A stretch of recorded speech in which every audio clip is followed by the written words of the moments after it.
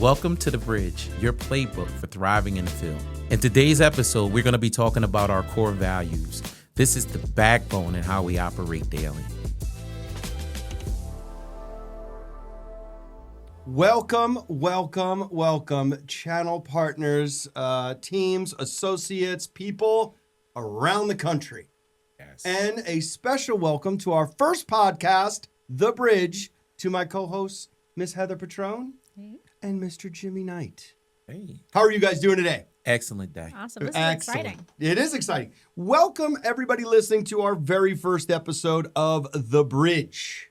Our purpose here is simple. We're here to create a two-way connection, right?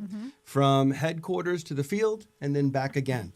This is not just a platform to give you news, updates, expand on our bulletin board of things coming up. This is about really sharing tips and tricks, stories, good, the bad, the ugly. We may get some updates from the headquarters. We may get some updates from the field, but really this is about sharing best practice ideas, stories, and getting to know each other and making that connection between headquarters and the field.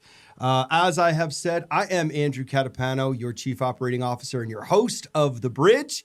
And with that, I'm going to turn it over to a quick introduction to Miss Heather Petrone, who's going to tell her who she is and why you're here. Yeah. Hey, everybody. I'm Heather Petrone, and I'm the Director of Internal Communications. And I just want to kind of be clear about why we're doing this. I think, because we're bored, have nothing else to do.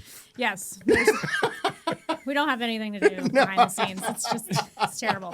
No, I mean, I think when it comes to what work looks like today and how our culture is as a whole, like society, like we don't want to read emails anymore, it seems like, right? Like I feel like a lot of people don't want to read things. Yes. And so I think one of the big reasons why we kind of came up with this is, and maybe it's something that people will like, maybe they won't like it, who knows? Like hopefully we can make this whole They're gonna podcast love it, Heather. entertaining. But I think it's a way to communicate more information to the field, have the field be connected to us in a more modern, more modern way, because, everybody loves to listen to people talk nowadays instead of just like reading an email. People like to be connected on Teams. They're Teams meetings. And I know not all the time we can't have all the field connect on Teams meetings and That's things right. like that, right? So this is a more modern on-demand platform that people can kind of tune in. Hopefully, like if you're new, you're going to be tuning in, listening to this podcast on your drive over so that you can hear real stories from the field, learn from other people's mistakes, learn best practices, Love it. And Yep. so this is why we're doing this today. Yeah. Jimmy, why are you here? I mean, You know what? I got a call. Jimmy got suckered into this. Okay. you were just we got telling talent. It was like, hey, you know what? You were great. We need to bring you onto this podcast, right? Yeah. Get views and opinions. You've been around the block, and You're pretty a much great connection to the field I'm too. a bridge to the field, right? Been there, done it, and still doing it. So. Yeah. Most recently featured on our talent show. He's not an easy asset to get nowadays. Between you and your singing of the voice of the ocean unbelievable pipes on this one. Yes. Then I got Jimmy who's already well into his career in broadcasting, and I'm the least asset in here. Horrible. All right. Anyway, I am glad to have all of you here. I'm going to open this one with a dad joke, if you don't mind, for everybody, which is one of my favorites. Okay. Because I do have a 7-year-old, so there's a lot of proud pop of one 7-year-old. Why didn't the apple finish crossing the road? No idea. Because he ran out of juice. This is like my dad. My dad would tell a joke like that. Fantastic. Yes. Heather, fantastic. I love a good corny joke. Yeah. It was. All right. Next up. Honesty. It That's is. transparent. Hey, by the way, Transparent. we got to talk about our core values on this. Well, all right. This Well, is let's get important. into it then. Talk about transparency. Yeah. All right. So let's dive into our core values. As you're, one of your leaders here, I do my best every day to try to practice and instill the core values of teams which hopefully we all know at this point, but if we don't, they are transparency, empowerment, accountability, mastery, and simplicity. Great acronym. And it stands for teams. And from the CEO down, we believe that the team that we have here, the people that we put out into the field and do the hard work at headquarters, that strong unity of team is what we're all about. And inside of that, in order to become the best team possible, we like to kick it off with, it means being transparent. And let's just start with that value if we could for a second, because I do think, and I want to take a second because I'd like to do just a quick dive, not a deep one, into the difference of what I believe is transparency and honesty, which sometimes we confuse the two, and they're both methods of communication. Honesty to me, and you guys can debate me on this if you want, is when you're asked a question, you answer it honestly, right? Okay. Heather, why were you late today? We're going to ask that honestly. Because you're late all the time. No, you're always on time. Jimmy's usually early, but you're late today. You give me an honest answer, right? What shirt? What color is that shirt, Jimmy? It's blue. It's blue. Honest answer. You're not going to give me a dishonest answer.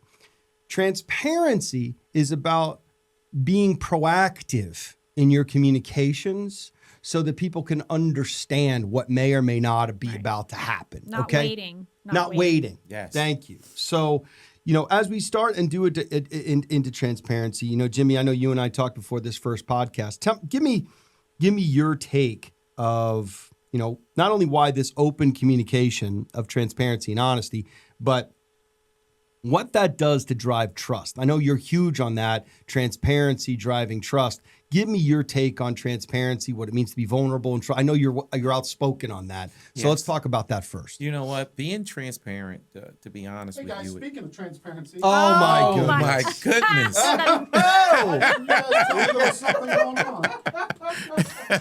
Our CEO. I get no notice.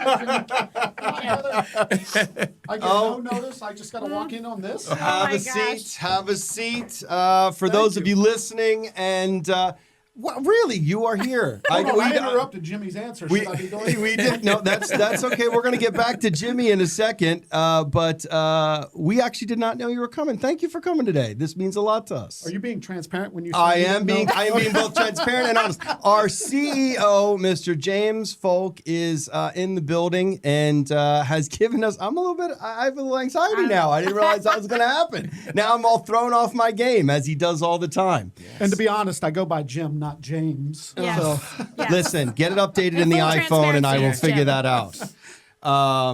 Jim, we are. God, I'm a little thrown off. All right, we're gonna get through it. All right, Mr. Folk, since you are here, let me shift gears, catch my breath for a second. Tell us, in transparency, I guess we'll do this. We'll do this. We'll say, tell us a little bit about you. Transparently, what brought you to this seat in the sense of your career? What got you here? Where did you start? And for those that don't know you, who is James Folk? Who is Jim Folk, as he goes by? So, first and foremost, I do not want to come in here and take over Jimmy's thunder. So I know Jimmy was getting ready to answer a question. Let's let Jimmy finish his question first. All right. Okay. All right. Because I want to make sure I'm prepped in the mind for the question you just asked me. I've got to figure out if I want to be transparent, if I want to give you 2 truths and 1 lie. Oh, boy. You figure it out. Oh, boy. All right. Well, Mr. Knight, then frame it for us about transparency, building trust, and vulnerability. What does that mean? And let's see if our CEO, Mr. Folk, can practice it after your answer. All right. So, in my mind, being transparent is just not about being honest, right? It's about being open. Yep. About the whole situation. That's rather if you're late for work, the reason why you're late for work, right? You got to be transparent. Hey, my car broke down. That way we understand it. And being honest, right? Because being vulnerable, there's a trust value involved in that. So once you can be able to open up, be transparent, now you can have that trust, that one-on-one between your field manager, between your project manager. It's one of those things in which if a project is going left, tell them exactly why it's going left. You know what? I kind of messed up here, right? And these are the reasons why I messed up. So once you're transparent, you build that bridge to trust. No, and I'm going to turn it back over to Mr. Folk, and I know we're going to talk in episode 2 about what it means to be vulnerable, and get into some of those things. And I hope we do a deep dive into that. But, a lot of people listening right now, James, I'm going to keep calling you James because I know you go by Jim and it's fun to do it. But you are, and for those of you that don't know, I am not only a partner of Jim's, but he is also a friend of mine and somebody who I've known now for 15 years? 15 long years feels like 45, 50. It does. If you guys get to know Andrew, you'll understand why I say that. That is fair. He packs in a lot. He does. But you are definitely one of the more what you see is what you get individuals. You're a t-shirt wearing, sometimes a hat, and you just get out there. You're born of the field. You know what it's like. Tell us a little bit about what it means in your mind about your level of transparency and honesty and how you build connections with people and why that trust and vulnerability is so important. Yeah, I've always felt like being transparent, being honest with people, being just genuine, not going in and faking it is I go to a lot of client meetings and people ask me, how did you pull that off? You said some things that most people would never be able to say. It's all about being genuine and being transparent. People get to know who you are and they understand your personality, understand you. And you can't be afraid of that. You have to just, lean into it and say, that is who I am. Yeah. I'm very transparent. I want to make sure people understand I came from the field. I understand what our field does. I understand what Jimmy goes through. I understand what our Walmart crews go through. Those are some tough crews that have to sit on the road for 12, 16 weeks at a time. And then they're on the road for 6 months to a year sometimes without going home. They just go from store to store to store. I understand that. When I got out of the military, I was looking for a job and didn't know what I was going to do. I got out of the military, I was looking for a job, and I was like, don't age me here, but I was reading the paper, trying to find a job, because back in those days they had classified ads. Where the jobs were, and I was looking for a job, and it said the headlines, "Do you like to travel?" I was like, "Yeah, I like to travel." So I went and applied, and I started working on the road, and I was doing. Back in the day, I was doing cosmetic resets is what I started doing. What? In Kmart. I didn't even know that. Kmart stores. Oh, my gosh. Wow. Kmart. Oh, showing your age there a little bit. Then I got into a bunch of Lowe's. So went from Kmart's to going and putting up steel in Lowe's. So, cosmetics to steel, kind of different things. So I worked on the road for about 6 months to a year, and then I ended up going into the office and becoming more of a project manager / salesperson. And about a year into that, I said, wait a minute, I need to go start my own company. Just the company I was working for did not want to grow. They wanted to stay. So I went out and I left and started my own company. Mm-hmm. And one of my things was just to be very honest all the way through. I was honest with it all. Didn't have a dime to even start a company, not one penny. I actually had one of my clients call me up and say, hey, Jim, will you help us out with this project? And I said, I will. I can get the people. I don't have the money. Right. So in full transparency, that client said, we've got you, Jim. Mm-hmm. They wired me about $1 million the next day. Wow. I was able to get everybody deployed and actually start my company. That's how I started my first company in this industry. So, I grew up from a very, very poor part of Ohio, southern part of Ohio. There's not a lot of jobs there, things like that. So, I didn't come with a silver spoon in my mouth. I had to figure this out on my own. Right. And, I have a lot of respect for the people that do that. I have a lot of respect for the people in the field that actually get out there and work and hustle hard, because it's not an easy life. And I believe that is the heartbeat of our company. And I want to make sure that we as, corporate staff, Jimmy's part of the field, but we as corporate staff, we recognize that. We understand without that field, we don't have a company. Right. That is the heartbeat of our company. As we have you here and we're talking about transparency and honesty and communication, from your level, sometimes people feel like you're in your level. Oh, you got nothing to worry about anymore. You've already done it. You've accomplished it. You've been there. And we try to tie that back to, come on, guys. I had to put my pants on same way you did, one leg at a time. What counsel or advice can you give to anybody out in the field, whether they be a new person, whether they be an existing person that says, here's what I want you to carry from my legacy. Here's what I want anyone out there listening to understand. And there's nothing off the table here at the Bridge. Give us some of your insights, because I'd even like to hear them. Yeah, I think first and foremost is, nobody's better than anybody else. They're just not. We all are the same. I treat everybody, no matter who they are, the same. I don't look at who has money, who doesn't have money. I'm going to treat you the same no matter what. Right. I actually have more respect for individuals that are out there working hard and really, driving versus the ones that were given stuff, that were actually handed it. The only thing I can say is continue to work hard, drive your business drive it like it's your own business. If you look at this like it's your own business and you start to look at this and you work like you own the business, you will accelerate through the organization and in your life, because it is very important that people will recognize and they'll notice the things that you're doing and say, wait a minute, I want that person on my team. I Right. want that to be a part of me. So just, go in and work hard and Take ownership. take ownership, Yeah. because, in all honesty, the company is all of ours. It's not just one person's company. It's not just, as the CEO, it's not just me that drives the company. You guys are the ones that drive it. I'm Right. just steering the ship, making sure that we're Right. going in the right direction. I'm giving the vision, saying, hey, let's go in this direction. I sometimes, in full transparency, I give bad directions sometimes. I truly do. But what we're going to do is we're going to course correct when we have a Right. bad decision. That's just part of it. I was in the military, as a lot of you probably were in the military, in the field, some of you guys, some of our corporate staff.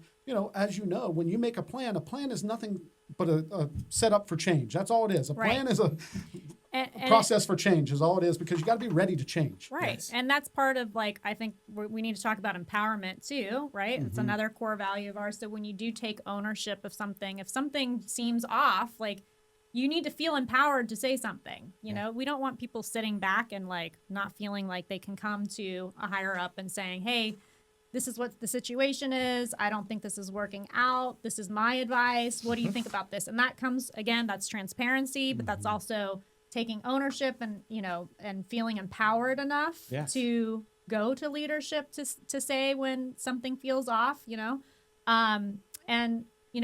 two parts of empowerment, I think, right? There's empowerment, you need to feel empowered enough to take ownership of a project or ownership of your job to do it well. But then there's also managers, right, need to empower their employees to make them feel equipped enough with the resources that they have. And hopefully we're doing a good job of that, right? We're, providing you the resources, the tools, the training to go out there and do your job well. Yeah, I agree. I have, it's interesting you say that, Heather, and now that, Jim is here, I want to include him in this conversation because I love the way our values flow, right? So you've got transparency, which means being vulnerable and communicating. And then you've got owning that empowerment. And then having the tools and resources you need to do your job, getting the information you need to be successful. But I think what people forget is that third value. And I think I remember what was the old Spider-Man movie, with great power comes great responsibility, Yes. right? So once you have that power, be prepared to be accountable for exercising it. So Jim, my question is to you, I know that you're up against some different things. Do you got, I'm putting you on the spot, you got any kind of real world example for our field here where you own the empowerment, but I know you would all said sometimes I give bad choices. What do you do when you have to then turn it over to accountability and own it? What's your process there that says, you know what, this is how I'm going to behave if I felt empowered and I got it wrong? Yeah. So first of all, empowerment. I truly believe, we got to empower our people to make decisions and to move the company forward. And then accountability. There's got to be accountability with that empowerment. When you come back to the accountability portion, just stay humble. If you make a mistake, just say, hey, I made a mistake. Own up to your mistake and say, but I'm ready to course correct. And here's what we can do. And learn from your mistake. Don't make that same mistake over and over again. And that's one thing that, we have to get better at as an organization, Andrew, is, I started this a year ago as CEO, and I said, we're going to be transparent. I believe we have been transparent, but we're not trickling it down all the way. We've been transparent to certain individuals within our organization, but it's not going all the way down to where it needs to our entire organization. So we need to change that. And I think what you guys are doing here today and the things you guys are building for this is really going to help that. But I'm a firm believer in being 100% transparent, empowering people to do their jobs, but also holding them accountable to doing their jobs. So after this, what we'll do is we'll talk to you guys why you guys didn't include me from the beginning in this, and I'll hold you accountable. Wonder who's accountable for that. No, I do appreciate what you guys are doing. Adam Radaball from the marketing team, Heather, the communications, Andrew, really the brainchild of all this, you and Heather and Adam trying to figure out how are we going to communicate to our field. Right. You guys are empowered to do that. That is what you guys are empowered to do. Let's make sure that our entire team is able to understand why we are doing what we're doing, how we're making changes within the organization, what we're doing to move the company forward. So they actually have career paths, so they understand, wait a minute, I want to be a part of this company. This company's moving in the right direction. They're moving where they need to go. Because, as everybody knows, if you just do the same thing day in and day out and day in and day out, you will no longer be relevant. So Right. you have to change every 3 to 6 months. Doesn't mean major changes, but you better be changing what's going on. Change is the only thing that's constant, That is right? correct. Yeah. So to answer your question short, it's just stay humble. Stay humble and really own up to your Follow through. Own it. Own up to it. Yeah. own it. Now, what I will tell you too, and Jimmy, you can give me an example of this, of how this might translate in the field. So as I started this podcast, when Jim came in, I told you how close we were as friends. And then in our roles and responsibilities as CEO and COO, we give the gift, and I'm going to call it a gift, of accountability to each other. Think about working out, something I have done at some point in my life, I'm sure. And But obviously, I have not. I mean, I've long seen a time. gym. I think I've had a membership at some point. Hey, I'm Jim. I did it. See Gym you, I Jim. go to right See there. you, Okay, Jim, that was right good. there. That was good. I now have gone to gym this morning. Love the client. But some of you may not know this, but we'll give you the transparency.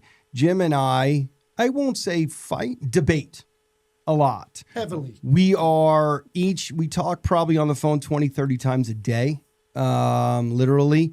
Things will pop into his head, things will pop into my head, but we treat and sometimes those conversations, Jim has said, and I'm going to be completely, Andrew, why are you second guessing that right now? It's too late.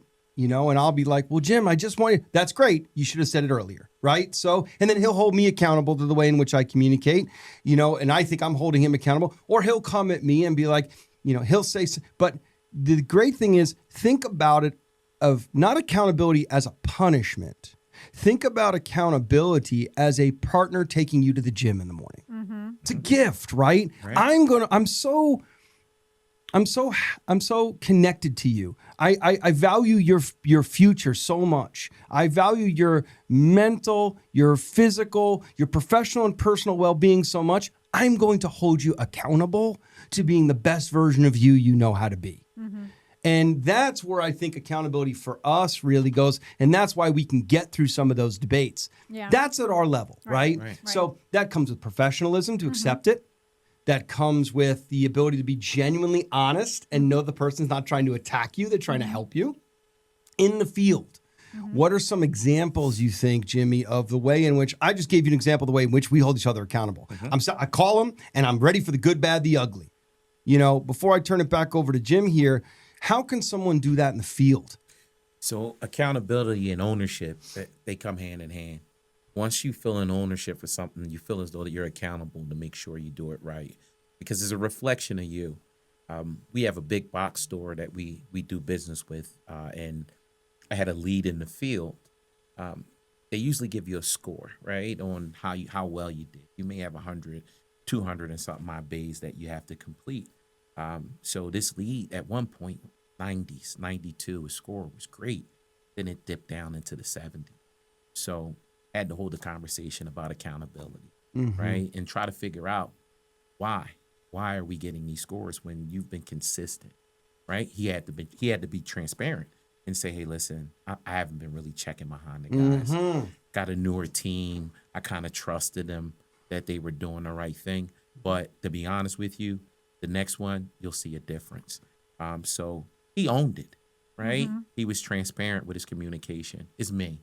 It's not my team. I'm not following up. So the next time he got a grade on his next location, he ended up with getting 100, right? He ended up as one of our core value winners. Right. Because Really? he owned it. Yes. He What's his definitely individual's owned it. name? Can we give him a shout out? Or Wayne Bush. Wayne Bush. Nice. All right. Wayne Congratulations, Bush. Wayne Bush. Yeah.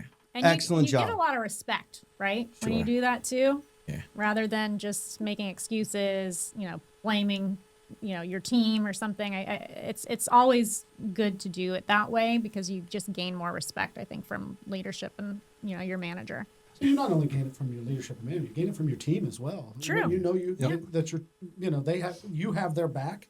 That is a huge, accolades there for him because, if he's just pointing the finger at the team, then Oh yeah, they'll turn against They'll him. turn against. But Yeah. when you as a leader, as I tell these guys all the time, and as I tell Andrew, Katie, our CFO, our whole leadership team, when we make decisions, and if you make decisions, I'm going to back your decision. Right. If it's wrong, I'm taking the heat. If it's right, you get all the credit.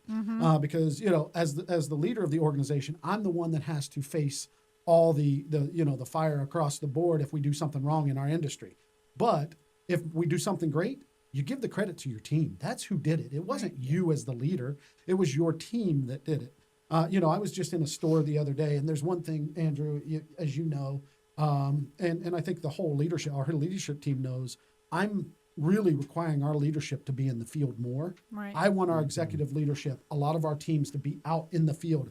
I come from the field. I care about the field. I want to know what's going on in our field. I want to understand how we hire, retain people, what we're doing wrong to lose people, Right. things like that. How do we keep these people and what's going to make them happy? Of course we can't do everything everybody asks. That's impossible, but we can hear the things. I was in the field the other day and I was talking to a gentleman, and I'll leave names out because I haven't talked to his leadership yet. But I was talking to a gentleman, and I want to make sure that, I recognize he brought some great points up. Hey, our training videos are lacking this, and this. Yeah. We can't get a hold of our manager a lot of times because you as leadership, Jim, have them on so many conference calls, they can't jump on with us. Right. So, we've got to learn from that and really figure out how we're going to adjust to that so our team can really do what we need them to do. And that's be in front of our customers and really service our customers, because that's why we all have jobs. Right. 100%. Before we switch gears to a next value, Jim, I got another question for you, and Heather, please jump in too, because I think you would have I've known you for some time, and I like your approach to some things when you're given tough information, knowledge, or you dealt with an entire pivot in your career recently, from recruiting to, and you're smashing it, but that could have gone a number of ways. So how do you feel sometimes when you're having to either give bad information, Jim, you're trying to hold someone accountable, or they're having to receive it, and how does that, because you just did a great story there, Jimmy, but what we were talking about earlier, the Fresh Prince of Bel-Air. That's sitcom stuff, right? Yeah, It went yeah. perfect, right? Right. Problem, solution, wrap up at the end, and we get a nice music, and we had an outro, Yeah. right? Yep. What if it doesn't go so well? And what safeguards can we put in place to give good feedback and receive it if it's against us? Jim, any example of that or any thoughts for our field here who's looking to maybe give it or receive it? I think And it's not going to be pleasant either way, Yeah, right? either way, you have to prepare for those conversations. You have Yeah. to really make sure that you have all your facts. Right. Don't go in with a gut feeling. You got to make sure you have all your facts before you go in, and sit down and have the tough conversations. Are just that, tough. They're not easy, right? But they become easier if you're armed with all the facts. You know what you want to talk about, and you make sure that you are there to help develop that person. It's not just a firing squad to say, Right. That's it. I'm coming in That's to demoralize you. intention. It's the Yes. intention. Yes. It is, hey, I'm here to help develop Right. you. And this is not meant to be demoralizing, something like that. This is Punitive. punitive. It doesn't always correct. be yes. It doesn't always have to be punitive. What it has to be is, how do we help develop? Because I'm a firm believer, no matter what there is, there's a job in our organization for everybody. Sometimes we're just bad leaders and we put people in the wrong positions. Yeah. We don't identify what positions they belong in. Right. Heather's perfect at where she is right now. We put her in recruiting. She did a great job, but that wasn't her passion. You do not put people in positions they're not passionate about. Otherwise, they're not going to succeed. But when you're having those hard conversations, it just comes down to that, Andrew. You just be honest, and then you take their feedback and make sure they understand this is not personal. Nothing we do here as a business when we're having these conversations is personal. It is all business. We can go out and have a beer right after we have this. I don't care. We can go out and talk about, once you say it, leave it at the door. Don't let it linger with you as a Right. leader and as a even Don't a team ruminate. member. Yeah. Don't let it ruminate. Leave it at the door. It's over. We've said it. We've developed it. Learn from it. That's Learn. it. That's the growth. The It's key this is the growth in learn, there. the development, and the growth of it. That's it. Want to work with more great people like you? Channel Partners wants your help building our team. Refer a friend to join the team and you'll reap the rewards. Earn $100 for part-time field roles or $200 for full-time positions, and even double bonuses for specific hot jobs. The best part is it's easy.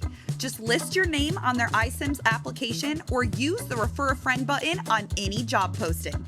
Help us grow the Channel Partners family and get rewarded while you're at it. For any questions, email recruitingops@channelpartners.com. Channel Partners, powered by people, driven by innovation. Well, and I think learning is, and Heather is going to be a great segue into mastery, right? So I right. think that's our next value Yes. in our teams is mastery. And again, maybe serendipity, maybe purpose, maybe design, I don't know. But the way in which we've established our values, they just seem linear to me, right? So we're transparent and vulnerable. We strive to be empowered to do our jobs. We're prepared to be accountable for the bad, the good, the ugly, whatever, right? But it's all an intention to master our jobs Right. and to be the best version of what we know how to be. Jim, how do you, I tell people all the time, I was like, when you are the CEO, and this is true, if you want a pat on the back, take a Xerox of your hand, put it on the wall and back into it. Because that's the only one you're going to Yeah, get. that's basically Right. the only one you're gonna get. Yeah, Right. I definitely don't look for pats on the back. The pats on the back I get is when I see my team win. That is the pats on the back. When Right. I see us win as an organization, Feels good. it just feels good. It feels really good. When our organization is down and there's, somebody's having a struggling, that affects me too.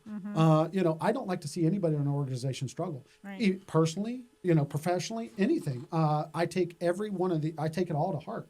And I think that's the hardest thing about being a CEO is Andrew hit it right on the head. You have nobody to really confide in. You really have to confide in yourself. Or to tell you you're doing a great job. Yeah. Who's going to go and tell the CEO, hey, you're doing a great job today? Right? I mean, who's left? Right? Mastery is, you brought up mastery. How do you continue to learn? How do you continue to sit in your seat when you got no one above you? You're in the seat. That's it. There's no CEO plus check, right? There's no CEO Right. plus. How do you continue to learn? How do you continue to evolve and become a master at what it is you do? That's a great question. Always reading, always, reading, listen to podcasts like this from Yeah. much smarter people than me. And I don't know about these three, but me, of course. I'm working on it, Jim. I'm working on it. All right. These two, Get spot close.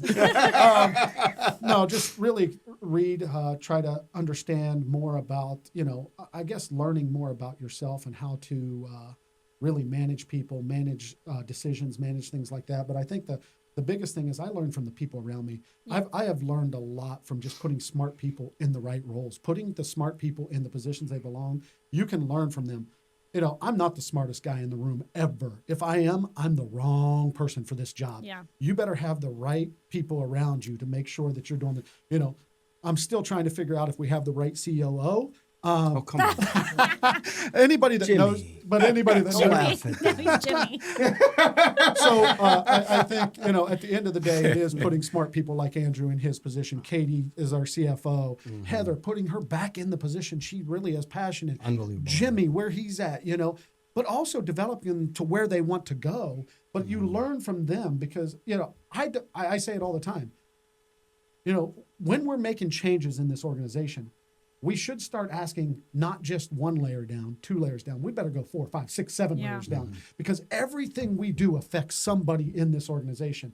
Let's not just make a hasty decision and say, let's do it. Now, we have to make quick decisions. Sometimes we've got to make decisions and we just do it. That's where the course correct comes Yeah. in. Sometimes you made a bad decision, you got to course correct. But, to do mastery, just find something you love and are passionate about and really just continue to master and hone those skills.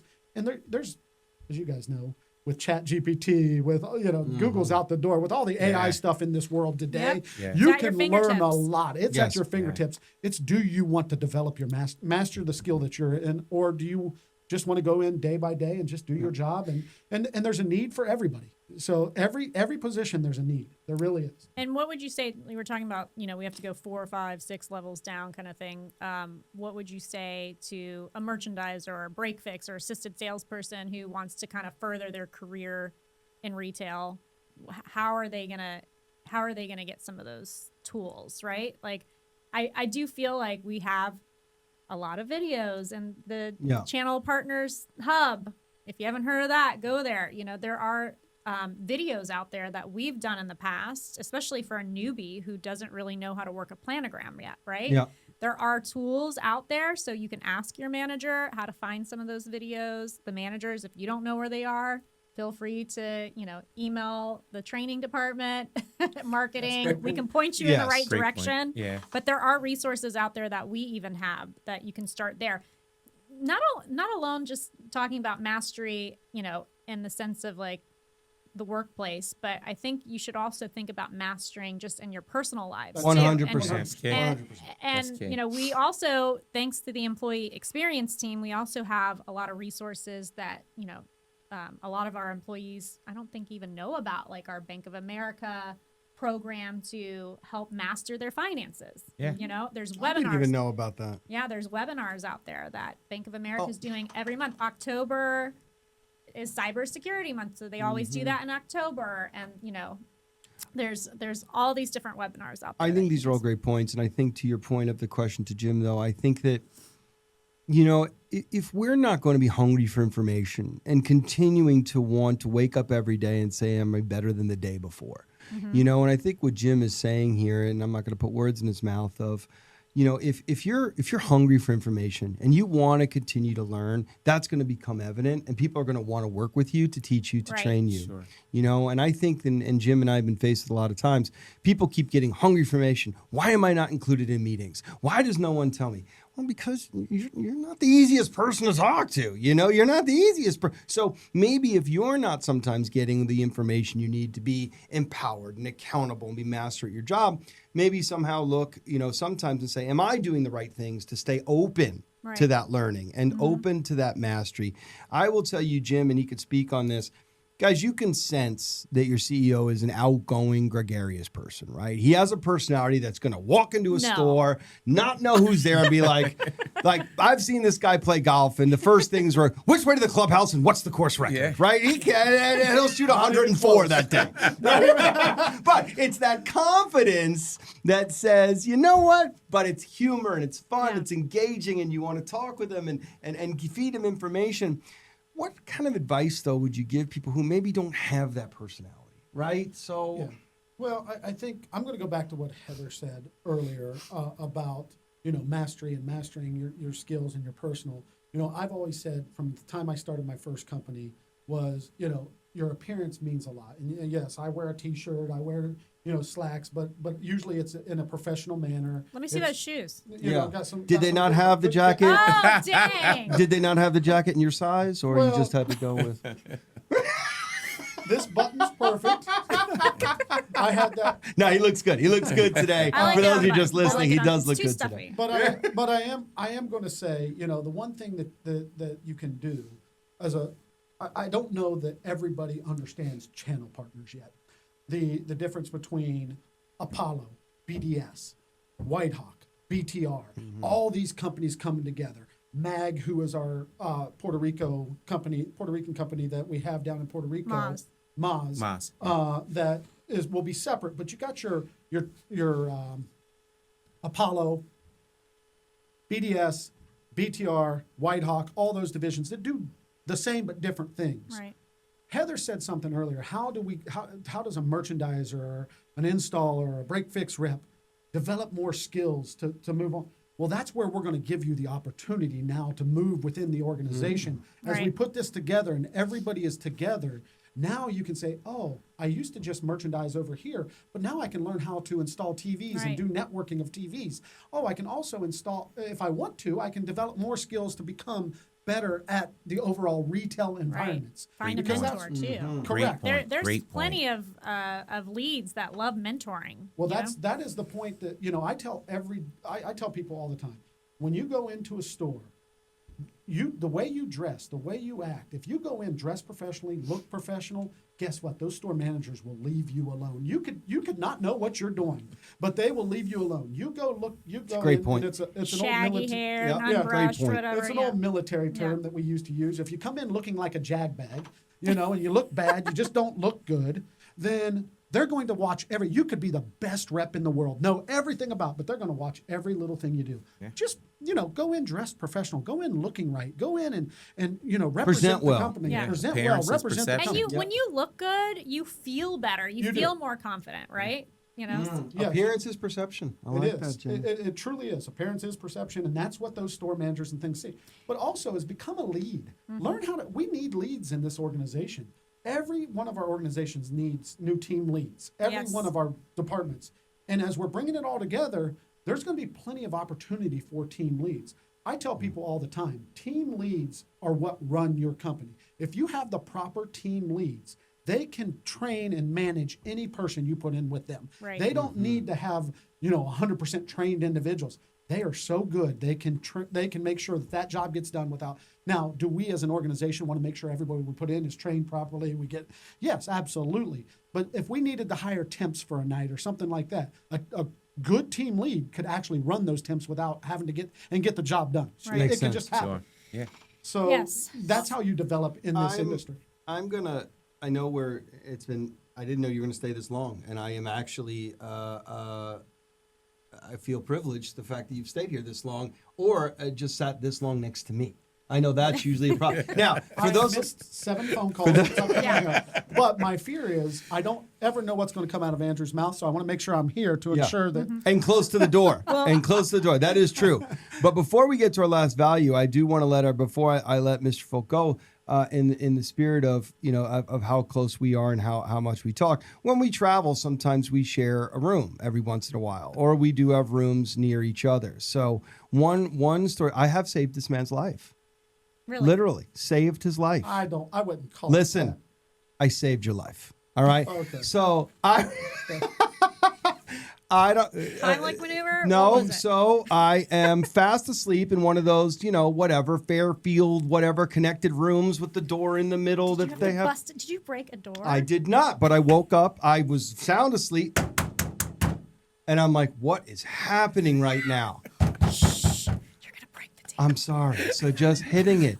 And I'm sure as you can't see, I'm not going to do the interaction. This man, I open the door. It's the inside door. I'm like, what is he banging on the door for?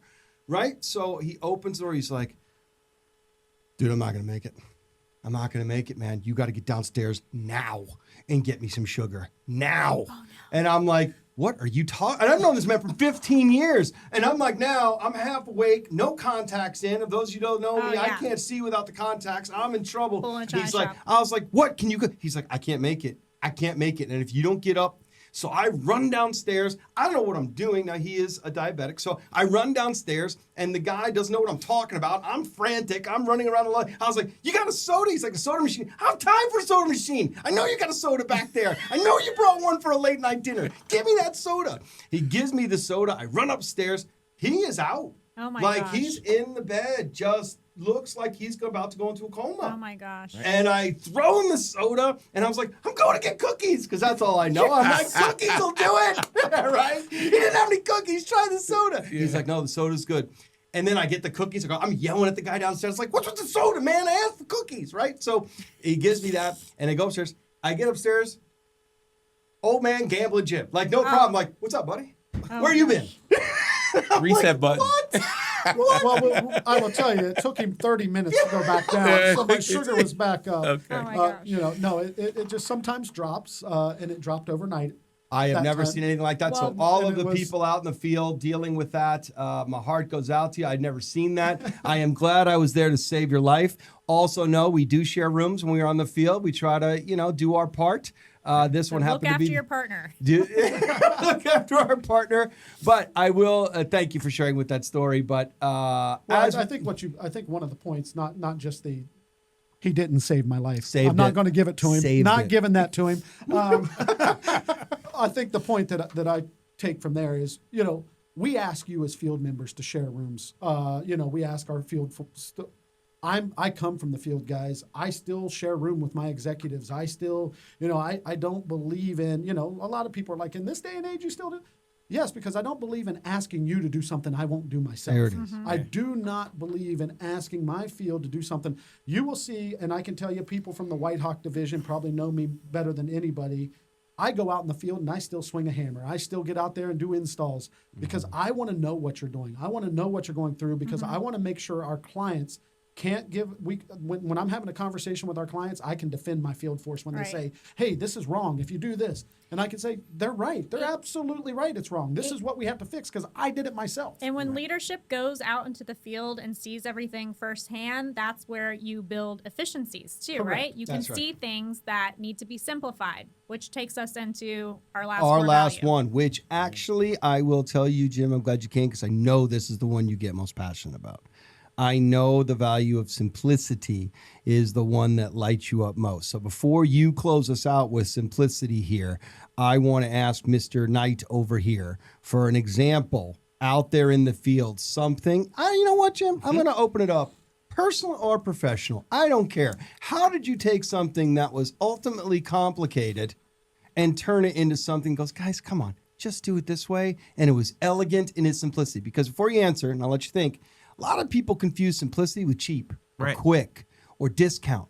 Simplicity can be so elegant, you know, in the fact that we take something complicated and we just make it simple.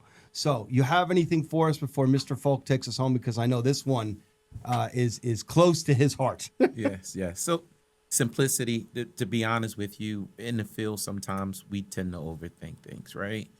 Do I have enough people?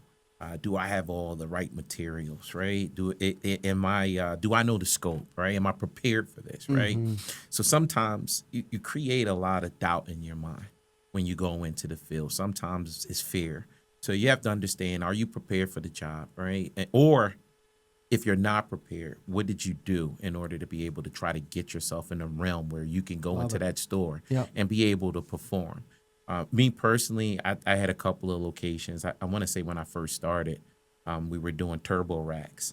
And I was just trying to figure this thing out and looking at this diagram. And then I got to the point where it was just like, you know what?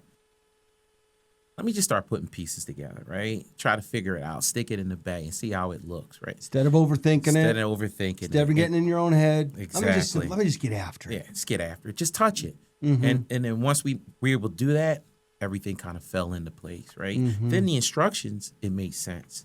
But we had to make it simple. Just touch it, put it in, right? In order to be able to understand it. Sometimes that helps. Simplicity is freeing. Mr. Folk. Yeah, no, I'm a firm believer. You know, we as an organization, as we get larger and larger, I see organizations as they get larger and larger, they create more processes than need to be, and they over-process things. Is there a place for process and procedure? Absolutely. But you cannot over-process things to make it hard on our people that are actually doing the work. And that's what I want to make sure we don't do. I'm a firm believer of the KISS method. Anybody that knows it, I'm sure people have heard it. You know, keep it simple, stupid. The stupid part doesn't mean because you're dumb. Just keep it simple so the lowest denominator can figure out how to do it. Love that. You know, you start looking at when we get drawings and things from for any kind of installation, you know, you get the engineered drawings. You can't send engineered drawings to an installer. You can't. They're just not going to read them. No. Those were designed by engineers for a reason. They're called engineered drawings, right? You know, that's a different brain set. Good point. Let's go ahead and let's take a training. Let's take some videos. Let's break this down into the simplest method process possible so our installers can understand it. That's all I ask for is keep everything as simple as possible. You know, I look at our onboarding process, things like that. How do we simplify that, Heather? Right. How do we get that? Because it should not take that long for someone to get onboarded in our company. Right. You know, let's simplify every process. How do we get our people paid quicker? How do we get our people time in? How do we get our reporting done quicker? Everything we got to simplify. Right. That's Simple what I look things, for. even in terms of back in the day, we were using paper forms for everything. Now we have software and technology to help us expedite some of those things. Heather, right? when I started this, we were using paper, and we had to literally, when I was in the field, and still even my first, we were taking Polaroid shots. We would do this, throw it into a UPS box, ship it to the office. The office would then get it. The office would QC it to make sure it was right. It's a week later by the time they got this thing. Then it would go to the client, and the client would get it and say, okay, this is right, this is wrong. Well, you're too late. It's been wrong since we walked out of that store. Right. But they considered that reporting. Now, if you don't have reporting, the minute someone is done with something, a client's on you. So Right. we've got to figure all that. Reporting is very big to us, and we got to figure out how do we simplify that. Yeah. Where does AI come in and recognize the images we're taking, making sure the planogram's done right, to simplify it. That way it's immediate, because our clients want immediate. I just got this vision of you running one of those old school slide projectors for a QBR meeting. This store, tick, tick. This store, tick, tick. So I know we're running up against time, and this has been an outstanding first episode with our CEO. Thank you so much for coming in and seeing us. I'm gonna wrap this up with a couple quotes that make it hopefully bring this home, and then we're gonna have any closing from anybody at the table here.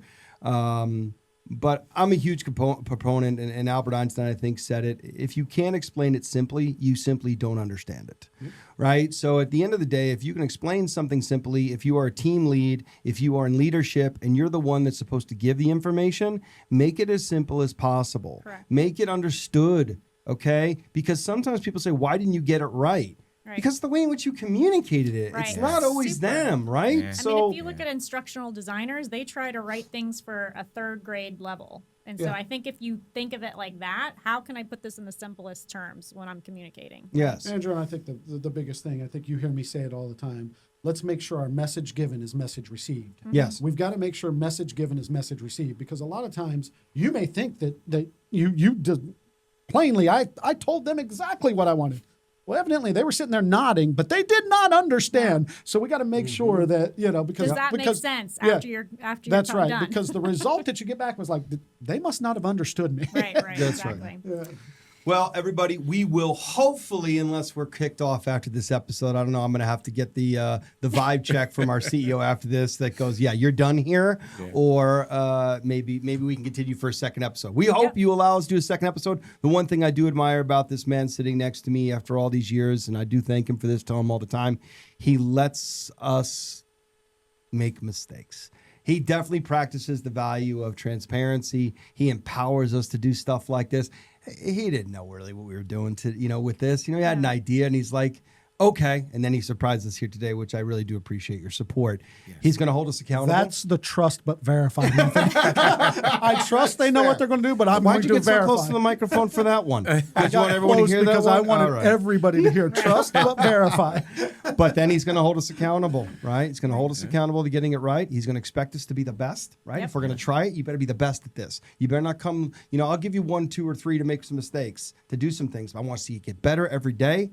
And then if you're going to overcomplicate it, if it's going to be too cerebral, if no one's going to understand it, he's going to make us practice our values. And for that, I do not only respect this man, but I do consider him one of my good friends, and I do love him. Thank you, Mr. Falk, for joining us, and That thank was you for... heavy there. Yes. And I'm proud to work alongside of him. Yeah. Mr. Knight, Mrs. Petrone, Miss Petrone, Yep. any closing remarks before we let our CEO send us out of our first podcast of The Bridge? No, I think you need to tune into episode 2, which is first impressions in the field. Oh, Yes, can't yes. If I can say one thing, I can say inspect what you expect. Yeah, that's perfect. I love it. Yep. Mr. Falk, any final thoughts? Well, if you guys made it this far, God bless. I do want to say, it's not just words coming out of my mouth. I know I do truly care about everybody within our organization. I care about our organization. I want to hear from you guys. I want you to talk to your leadership. I want you guys to make sure that we're moving this company forward. I care about this industry in a whole, but I care about our company more than anything and our people. I truly do. Mm-hmm. I want to see everybody really exceed an expectation of everything they do in their own lives. And I want to make everybody better every day, because that's what we're here for. As leaders, we're here to make people better. We're not here just to give them direction, to tell them what to do. We're here to make them better at their job. So all I want to do is make sure that you guys understand that we are here as an organization. We are here as leaders to listen to you, to help move the company forward. The gentleman I met out in the field at the Best Buy the other day, thank you. Again, I won't mention names because his leadership hasn't been hit in the face with what I learned. So I'll be careful until I talk with them. But, thank you for your complete honesty and transparency in everything you said, because it is going to make our training materials better. getting some of those managers off these conference calls, things like that. So just thank you. Anytime you see our leadership, please talk to them. Please let them know what we can do better as an organization. Of course, not everything is going to be, not everything can be changed. Not everything can be, we hear everything, but we can't change everything. Right. Absolutely. We can't make every move. So thank you guys, and thank you guys for Thank allowing you me for to sit down with you guys. absolutely. Yeah. Thank you for Yeah. having us. Is there anything you want to say before we go, Jimmy? I know you've had a comment. Heather, any closing remarks for us that we should know or be aware of, or anything you want to end this with? Yeah, I think we want to highlight how some of these core values kind of come to life. So I'm really excited about this podcast because, as you know, it's called The Bridge. We're trying to connect the field to leadership and, really hear real stories from the field. A lot of the guests that we're going to have on this podcast are core value winners. Oh, And so I really encourage you guys out in the field to learn some of these values. This is going to be the foundation for the company and, put them into place because you will be up for a core value award. And gosh, I wish we had the lanyard in here, but you get a lanyard. would they get one of those donuts you brought this morning? Because they're delicious. No donuts. They'll be stale by the time they get there. All believe right, me. fair enough. But we do. Oh, Adam's going to bring it in. Oh, Okay. yeah, this, here. This is what you get. You'll get a Oh, lovely. team's champion lanyard so that you can put your ID badge on there. And then whatever core value you win, you get this nice silver pen to put on there. And if you collect all 5, you get a really awesome prize. I mean, I've not seen one in person. This is nice. Yes. Of course, I've seen it a million times. It's a great way to just kind of like show, Here, how Jimmy, much of a probably the only way you're champion. going to win one, so you might as well take that. Yeah. I had It's the a name. great way to be recognized in the field too, because you're going to be standing out among the other reps with your Absolutely. lanyard. Thank you Yeah. for having us, Thank you Jim. very much. That will conclude episode 1 of The Bridge. We went a little over time. Normally, they will be every 45 minutes. We don't even know how often we're doing this. Could be every week, could be every day, could be every month. This could be it. So we thank you so much for listening wherever you are, day or night, West Coast, East Coast, Mid Coast, wherever you are. And thank you for listening. I will close with one of my favorite quotes from Mr. Walt Disney. 1 second, can I ask you a yes. question? Where is Mid Coast? Mid Coast is in the middle of the 2 coasts. Is that like the Mississippi? Is that like the I was Mississippi? wondering. If anybody's on the Mississippi, the Mid Coast region of our It never stops. Oh my gosh. It never stops. But right, in go the ahead with words your of the quote. infamous Mr. Walt Disney, and in practice here today, the way to get start doing is to quit talking and to begin doing. Yes. Have a great day, everybody. All right. Thank you.